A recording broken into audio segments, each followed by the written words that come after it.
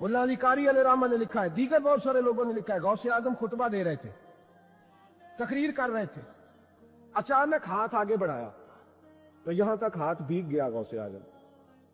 हाँ हाँ खोल के देखे, खोल के बात कर रहा हूं, हाथ यहां तक भीग गया।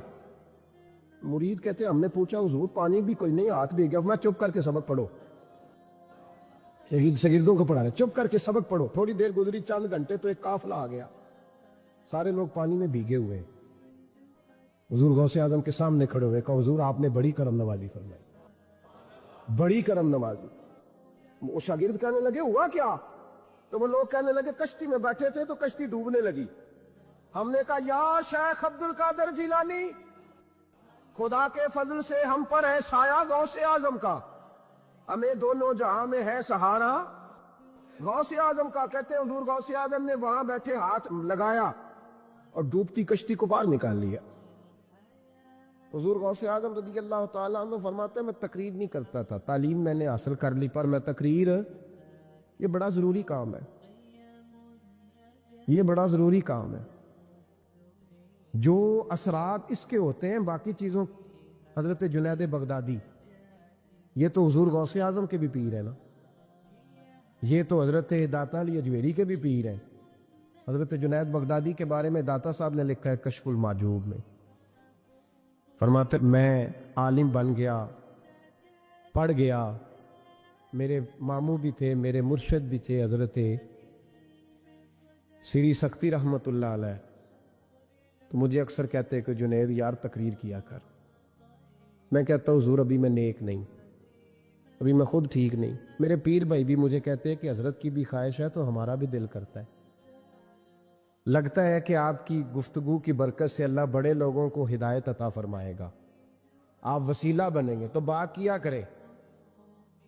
कहते मैं टाल देता, मेरे नसीब देखो, एक दिन मैं अपने घर में सोया हुआ था तो अचानक बगदाद की सारी गलियों ने महकना शुरू कर दिया। फरमाते अचानक ठंडी खुशबुएं फैल गईं। मेरे नसीब देखो कि मुझे मुस्तफ़ा करीम का दीदार नसीब हो गया। ख्वाब मेरी विच आया माही ते मैं गल विच पा लिया बावां, ते डर दी मारी अख भी ना खोला किते फिर विछड़ ना जावां। कहते हुजूर तशरीफ लाए तो मुस्तफ़ा ने बड़ा ही नवाजा, महबूब ने बड़ा ही नवाजा। काश आपको लज्जत आए इस बात की, हुजूर ने अल्लाह अकबर बड़ा ही नवाजा। कहते महबूब जाने लगे तो हल्का सा जुमला, मीठी सी बात, एक जुमला बड़ा मीठा सा, जाते दफा फरमाने लगे जुनैद तकरीर किया कर यार, तकरीर किया कर। दाता साहब लिखते हैं, दाता साहब फरमाते हैं कि हजरत जुनैद बगदादी कहते हैं अर्ज की हुजूर अब तो ज़रूर करूँगा, अब तो रोज़ करूँगा, खोल के करूँ। फरमाते हैं मैं जब उठा ना, फजर की अजान हुई, वज़ू किया, सुन्नतें पढ़ी तो दिल में चोर आ गया। मेरे दिल में ख्याल आया कि पीर साहब ने तो कभी नहीं बताया कि उन्हें दीदार हुआ है, तो मुझे तो हुआ है ना। पीर साहब ने, बहुत सारे लोग पीर साहब से खुद सियाने होते हैं ना, उनको खुद नूर नजर आता है रोज ख्वाब में, वो बहुत सारे जलवे खुद बयान कर लेते हैं। तो कहते हैं मेरे दिल में ख्याल आया कि पीर साहब ने तो कभी नहीं बताया, तो मुझे तो हुआ है। वो किसी दरवेश ने एक शेर कहा था, पर बड़े मसले उसने हल किए। वो कहने लगा जेड़े महरम राज हकीकत दे ओ राजे हकीकत खोल दे नहीं, और जिन्ना वेखिया नहीं ओ करन गल्लां, जिन्ना वेख लिया हो ते बोल दे ही नहीं, जिन्ना वेख लिया हो उनसे बोला जाता भी नहीं, बोला जाता भी नहीं। तो कहते मैं सुनते घर पड़ी तो खरामा खरामा चला तो दिल में चोर था, बांझ फकीरों किसे नहीं मारिया, ए होई चोर अंदर दा। कहते मैं गया हजरत के पीछे नमाज पढ़ी 7वीं साफ में, तो अंदर चोर था कि मेरा तो दर्जा ऊंचा चला गया है, लेकिन मुझे दीदार हुआ है। तो कहते हैं नमाज हजरत ने खुद पढ़ाई, तो नमाज पढ़ा के कहने लगे जुनैद आगे आ जा। फरमाते मैं तीसरी सफ में आ गया तो कहने लगे चल यार थोड़ा और नेड़े आ जा। कहते मैं करीब जाके ना पहली सफ में बैठा तो कहने लगे इधर आ मेरे साथ बैठ। कहते मैं उनके साथ बैठ गया, हजरत के साथ।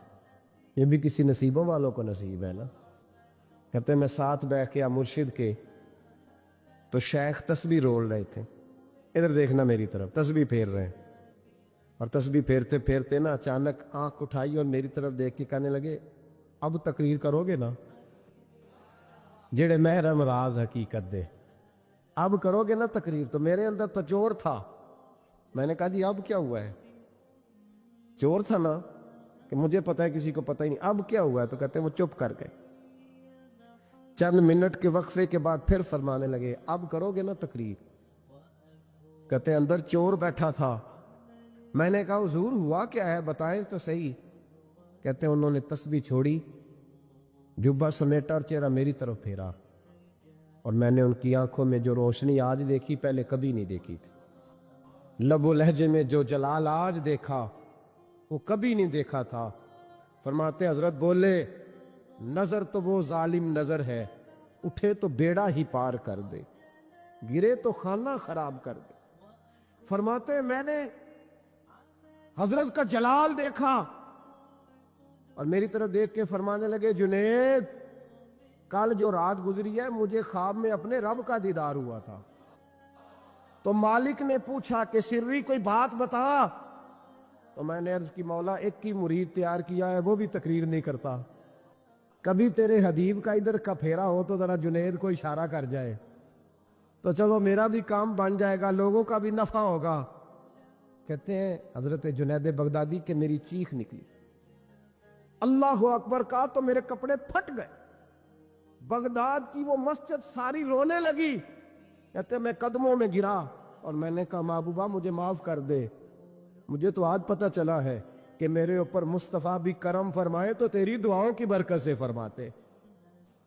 تقریر اتنا ضروری کام ہے کہ محبوب خود فرماتے ہیں جنید تقریر کیا کر بات یار، لوگوں کو فائدہ ہوگا۔ حضور غوث اعظم رضی اللہ تعالیٰ عنہ فرماتے میں تقریر نہیں کرتا تھا، تعلیم مکمل کر لی بات نہیں کرتا تھا، میں کہتا تھا میں کیسے لوگوں کے سامنے باز کروں؟ کہتے ہیں مجھے خواب میں مصطفیٰ کریم کا دیدار نصیب ہوا، محبوب نے فرمایا عبد القادر بات کیوں نہیں کرتے؟ میں نے کہا حضور یہ عربی لوگ ہے، فصیح و بلیغ ہے، ہر آدمی بات سمجھتا ہے، تو میں کس طرح اتنے مجمع میں بولوں گا؟ بڑا مشکل کام ہے، ہر آدمی کی ذہنی سطح کے مطابق کیسے بات کروں گا؟ کہتے ہیں مصطفیٰ کریم نے فرمایا منہ تو کھولو ذرا۔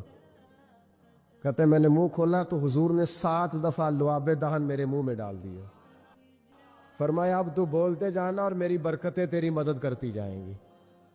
آپ فرماتے ہیں اگلی شام میں سویا تو مولا علی شیر خدا بھی آ گئے، تو فرمانے لگے عبد القادر منہ کھول نا بیٹا تو میرا بھی ہے۔ کہتے ہیں میں نے منہ کھولا تو حضرت علی نے 6 دفعہ لعاب دہن ڈالا، تو میں نے کہا حضور آپ نے 6 دفعہ ڈالا ہے، تو خواب میں حضرت علی فرماتے کہتے ہیں بیٹے میں نبی پاک کے برابر تو نہیں نہ ہو سکتا، میں نبی پاک کے برابر، حضور نے 7 دفعہ ڈالا ہے تو 6 دفعہ اس لیے ڈالا ہے کہ میں حضور کے برابر۔ صحابہ تو خواب میں بھی آ کے کہتے ہیں ہم نبی کے برابر نہیں، تو کیسے نبی کے برابر بن گیا ہے؟ وہ تو خواب میں بھی آ کے کہتے ہیں کہ ہم حضور کے برابر ہیں، تو زندگی میں دعوے کرتا پھرتا ہے۔ حضور غوث اعظم فرماتے ہیں بس پھر چھوٹی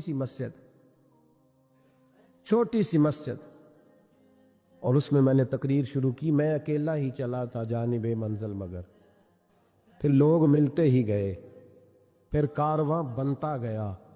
فرماتے ہیں چھوٹی سی مسجد، پھر مسجد بڑی ہوئی، پھر مجمع بڑھ گیا۔ فرماتے ہیں پھر جامع مسجد، پھر مجمع وہاں بھی کم پڑ گیا، پھر بغداد کی عیدگاہ وہ بھی بھر گئی تو صحرا میں جا کے خیمے لگ گئے۔ کہتے ہیں تقریر ہوتی تو ہزاروں کا مجمع، ہزاروں کا۔ ملا علی قاری کہتے ہیں غوث اعظم کے اجتماع میں 70 ہزار لوگ شریک ہوتے تھے، ہزاروں علماء کاغذ قلم لے کے بیٹھے ہوتے تھے کہ غوث پاک جو باتیں بیان کریں گے تفسیری نقطے ہم نے نوٹ کرنے، اور حضور غوث اعظم کو اللہ نے یہ کمال دیا تھا، کمال، یہ آپ کی کرامت تھی کہ بغیر سپیکر کے بولتے تھے، جیسی سمجھ پہلے والے کو آتی تھی ویسی آخری والے کو آیا کرتی تھی۔ آج نا کرامت کی بات آتی ہے تو بندے چھپنے لگ جاتے ہیں، کہتے ہیں نہیں یہ نہیں ہو سکتا، بڑا مدافعانہ سا عمل، بڑا شرمندہ سا لب و لہجہ۔ جی وہ غوث پاک ایک دن ایک صاحب کرامت بیان کر رہے تھے تو بڑے جھجک جھجک کے حضور غوث اعظم، میں نے کہا "اوے تو بیٹھ، مجھے بیان کرنے دے، تو ڈر رہا ہے، کرامت سے ڈر رہا ہے، مجھے بیان کرنے دے، میں بیان کرتا ہوں، مجھے بیان کرنے دے"۔ ملا علی قاری علیہ رحمہ نے لکھا ہے، دیگر بہت سارے لوگوں نے لکھا ہے، غوث اعظم خطبہ دے رہے تھے، تقریر کر رہے تھے، اچانک ہاتھ آگے بڑھایا تو یہاں تک ہاتھ بھیگ گیا غوث اعظم کا۔ ہاں کھول کے دیکھے، کھول کے بات کر رہا ہوں، ہاتھ یہاں تک بھیگ گیا۔ مرید کہتے ہیں ہم نے پوچھا حضور پانی بھی کوئی نہیں، ہاتھ بھیگ گیا۔ میں چپ کر کے سبق پڑھو، شاگردوں کو پڑھا رہے، چپ کر کے سبق پڑھو۔ تھوڑی دیر گزری، چند گھنٹے، تو ایک قافلہ آ گیا، سارے لوگ پانی میں بھیگے ہوئے ہیں۔ حضور غوث اعظم کے سامنے کھڑے ہوئے، کہا حضور آپ نے بڑی کرم نوازی فرمائی، بڑی کرم نوازی۔ وہ شاگرد کہنے لگے ہوا کیا؟ تو وہ لوگ کہنے لگے کشتی میں بیٹھے تھے تو کشتی ڈوبنے لگی، ہم نے کہا یا شیخ عبد القادر جیلانی، خدا کے فضل سے ہم پر ہے سایہ غوث اعظم کا، ہمیں دونوں جہاں میں ہے سہارا غوث اعظم کا۔ کہتے ہیں حضور غوث اعظم نے وہاں بیٹھے ہاتھ لگایا اور ڈوبتی کشتی کو باہر نکال لیا، اور ڈرنے لگے، کہنے لگے جناب یہ کرامت لوگ نہیں مانیں گے۔ تو میں کہا جنہیں نہیں مننا نہ منے، ان کے کانوں کے نا پیچھے خارش ہوتی ہے جب اس طرح کی ولیوں کی بات بتائی جائے۔ وہ تو حضور غوث اعظم کی بات نہیں مان رہا، پڑھنا سورہ نمل پڑھ۔ حضرت سیدنا سلیمان علیہ السلام اپنے محل میں بیٹھے دربار میں، فرمایا ملکہ بلقیس کا تخت چاہیے۔ تم قرآن نہیں پڑھتے؟ ملکہ بلقیس کا تخت چاہیے۔ ایک جن اٹھا، اس نے کہا دربار برخاست ہونے سے پہلے، دربار کے برخاست ہونے سے پہلے، بے شک آپ 5 منٹ میں برخاست کر دیں تخت آ جائے گا، ہزاروں میل دور تھا۔ پتہ نہیں کہاں قرآن پڑھتے ہو تم، بنی اسرائیل کے ولیوں کی کرامتیں مانتے ہو، اور نبی پاک کی امت کی باری آئے تو تمہیں خارش ہوتی ہے۔ شرمندہ شرمندہ سا لب و لہجہ، ہمارا لب و لہجہ شرمندہ نہیں، اس لیے کہ ہم تو جیتے اور زندہ ہی ولیوں کے نام کی برکت سے ہیں۔ ہمارے لب و لہجے میں تمہیں شرمندگی نہیں ملے گی، ہم اس طرح بیان نہیں کرتے کہ کوئی کیا کہے گا تو بچ بچ کے جملے۔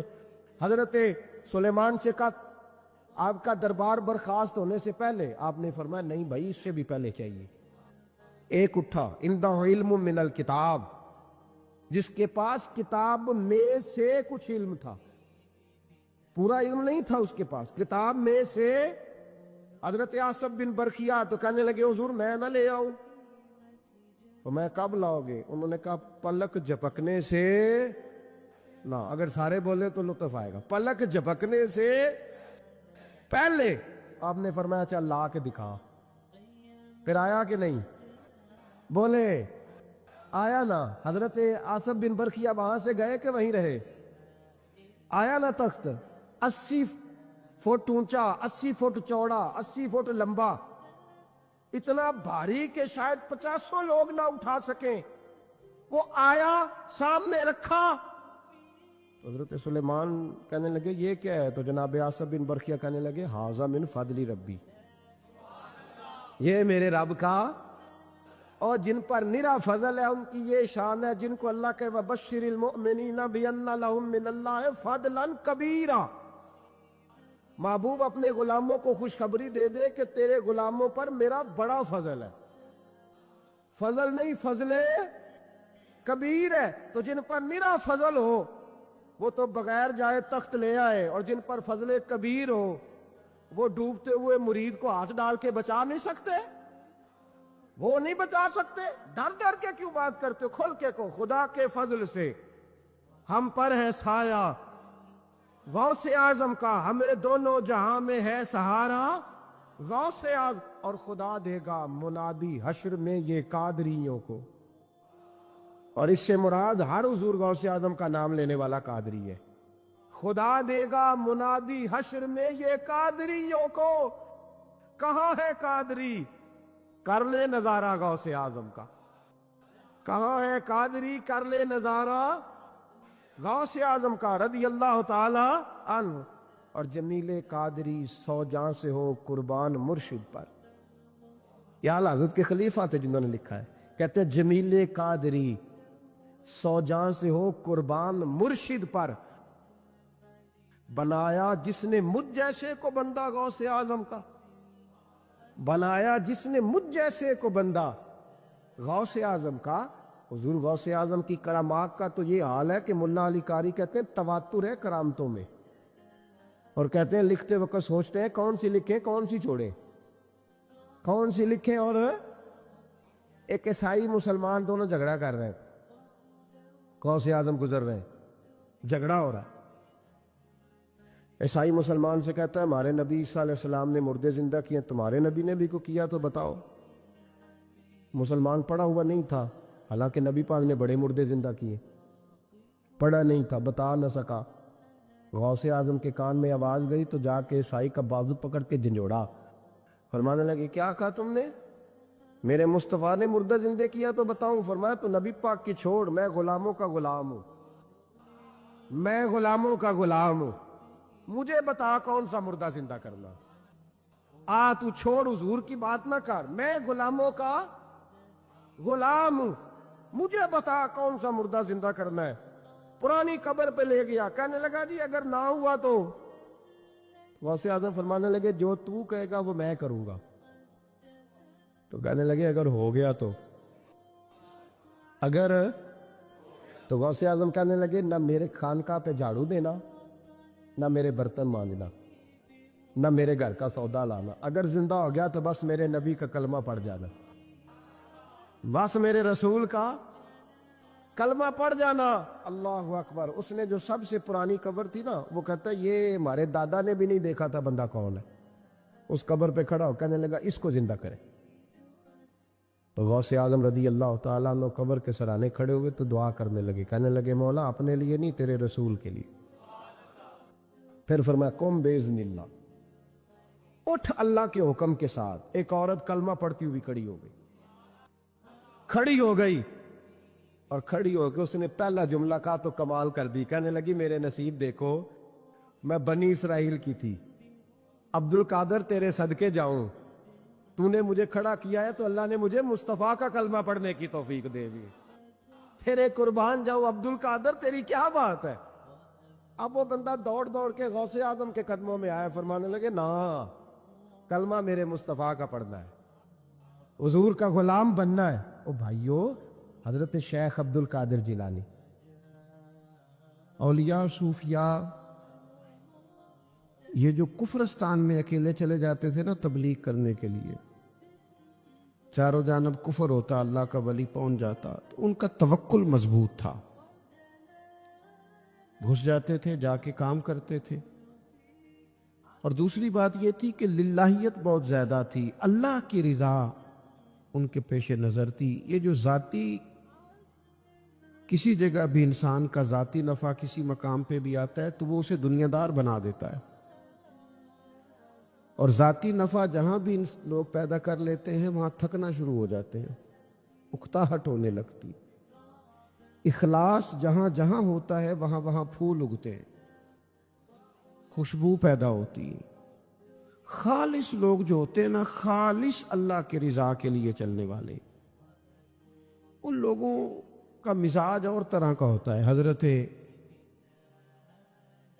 ख्वाजा मोइनुद्दीन चिश्ती अजमेरी रहमतुल्लाह अलैह ने दिल्ली में ड्यूटी लगाई थी ख्वाजा मोइनुद्दीन चिश्ती रहमतुल्लाह अलैह की, ख्वाजा कुतुबुद्दीन बख्तियार काकी की। तो हजरत अजमेर ख्वाजा कुतुब साहब से मिलने के लिए दिल्ली में तशरीफ लाए,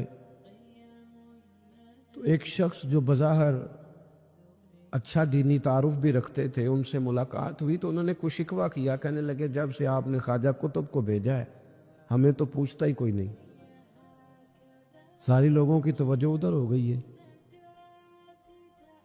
तो ख्वाजा अजमेर रहमतुल्लाह अलैह ने ख्वाजा कुतुबुद्दीन साहब से फरमाया कि पुत्र हमने दिल तोड़ के तबलीग नहीं करनी, अगर ये बंदा परेशान है ना कि आपके आने से मैं डाउन हो गया हूं तो चलो चलते हैं। सारा सामान उठा लिया ख्वाजा कुतुब साहब ने, और ख्वाजा अजमेर कहने लगे चल बेटा हम चल के अजमेर में काम करते हैं। तो जब ख्वाजा कुतुबुद्दीन साहब दिल्ली से बाहर आए तो सारा शहर ही बाहर आ गया, تڑپے لوگ روئے، ایک گل رکھی یاد وے سجنا پیاری جگ نال تیرا۔ وہ لوگ سسکیاں لینے لگے کہ جناب آپ خواجہ قطب صاحب کے بغیر ہمارا گزارا کیسے چلے گا؟ اگر یہ چلے جائیں گے تمام شہر میں ایک درد آشنا نہ ملا، بسائے اس لیے اہل جنون ویرانے۔ پھر تو ہم چھوڑ جائیں گے، شہر ویرانوں میں جائیں گے۔ جب اتنے سارے لوگوں کو خواجہ اجمیری نے روتے اور پریشان ہوتے دیکھا تو فرمایا چل بھائی قطب الدین اٹھائیے سامان واپس چلیں۔ تو کہا حضور اب جانا نہیں، آپ نے کہا تو تھا کہ ایک بندے کا دل توڑ کے تبلیغ نہیں کرنی۔ تو فرمایا اگر اتنے دل بجاتے بچاتے ایک کا ٹوٹ بھی جائے تو خیر ہے، اتنے دل بچاتے بچاتے کسی ایک کا ٹوٹ بھی جائے۔ اللہ کے بندے اخلاص والے للہ، ہمارا مسئلہ یہ ہوتا ہے لوگ صحیح کر کے دینی کام شروع کرتے ہیں، کسی خانقاہ پہ کسی ادارے میں مخلص ہو کے دینی کام کرتے ہیں،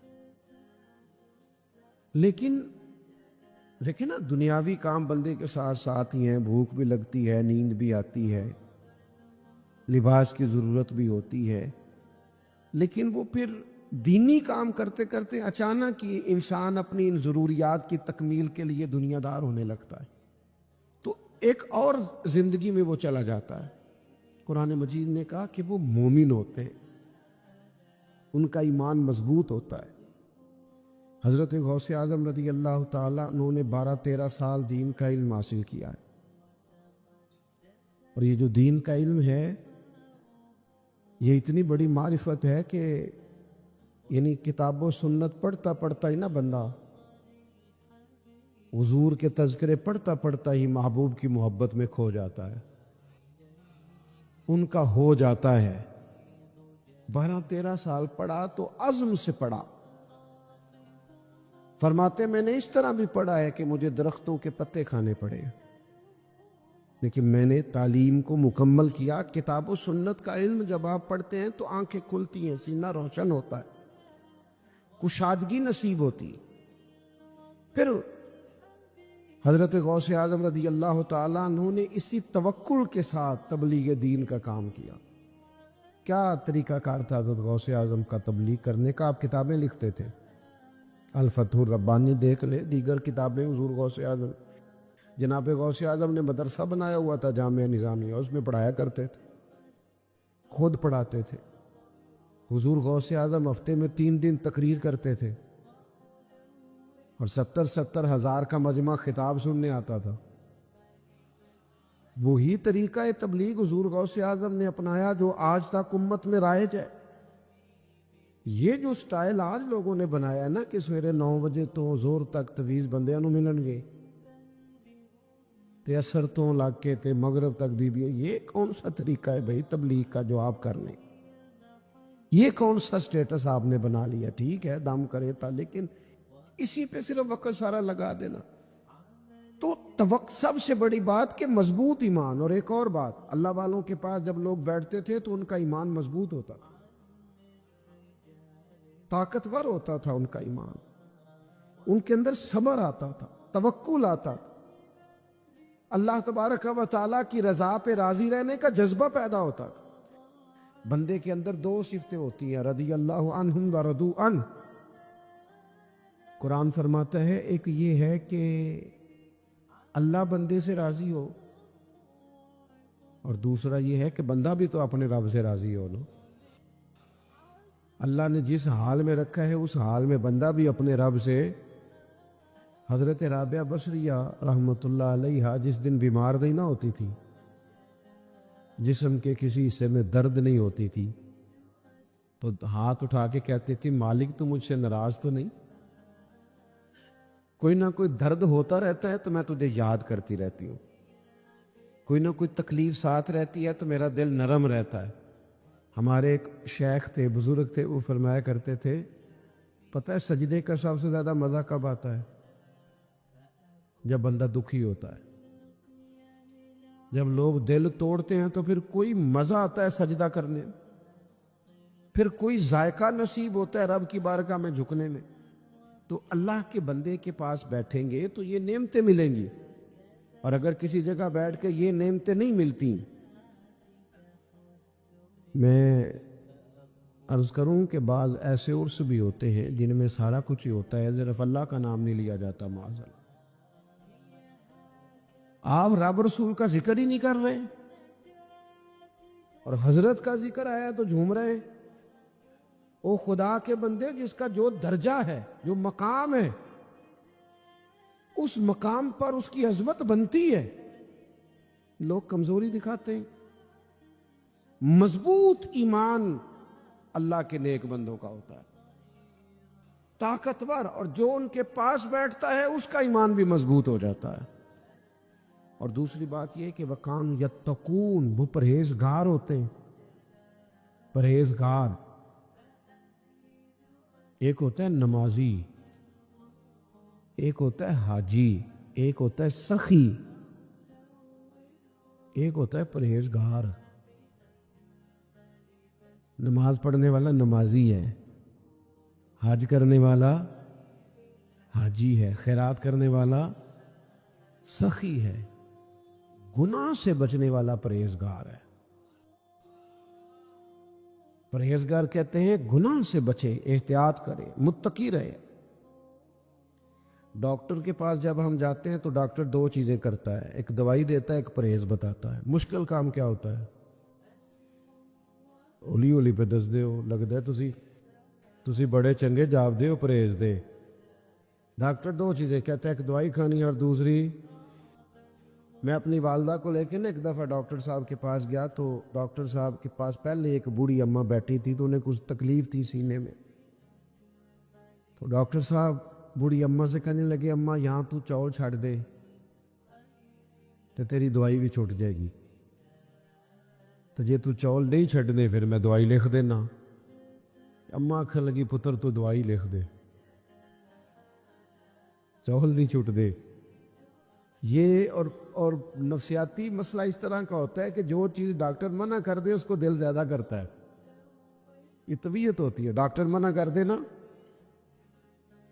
تو وہ اس کو طبیعت زیادہ چاہتی ہے، پھر بزرگ بندے بھی چھپ چھپ کے میٹھا کھاتے ہیں بچوں سے، ڈاکٹر نے جو منع کیا ہوا ہے۔ پرہیز مشکل کام ہے، سمجھانا یہ چاہ رہا ہوں، پرہیز مشکل۔ اللہ کا بندہ جو ہوتا ہے وہ پرہیزگار ہوتا ہے، گناہ سے بچتا ہے۔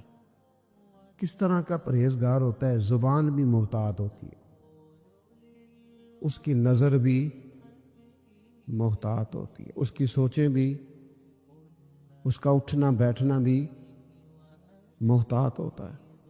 اس کا لب، حضرت امام احمد بن حنبل رحمۃ اللہ علیہ سے کسی نے پوچھا تھا، حضور آپ نے اتنی احادیث لکھی ہیں، ساری زندگی فتویٰ دیا ہے، کبھی کسی مسئلے میں مشکل بھی آئی؟ فرمایا ایک بوڑھی اماں مسئلہ پوچھنے آئی تھی، میں مشکل میں آ گئی۔